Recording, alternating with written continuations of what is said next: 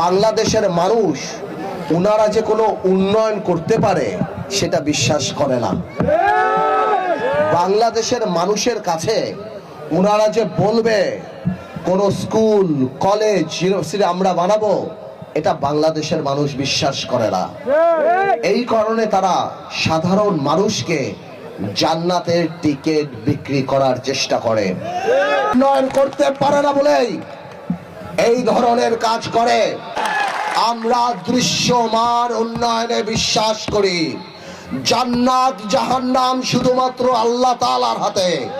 আপনাদের কাছে অনেক প্রার্থী এসে বলতে পারে আমরা ভোলা বরিশাল সেতু বানাবো, আমরা মেডিকেল কলেজ করব, আমরা কলকারখানা করব, কিন্তু আমি আপনাদেরকে জিজ্ঞেস করতে চাই, বুকে হাত দিয়ে একবার নিজেকে জিজ্ঞেস করেন, আপনারা কি তাদের কথা বিশ্বাস করেন?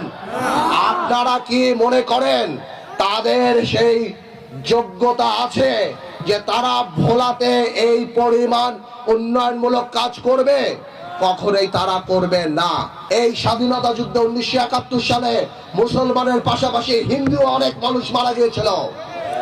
এই দেশ হিন্দু মুসলমান সকল ধর্মের দেশ। এটা এমন দেশ বাংলাদেশ যেখানে মানুষ হিন্দু মুসলমান সবাই একসাথে একই ছাদের নিচে একই আকাশের নিচে নির্ভয় থাকতে পারে।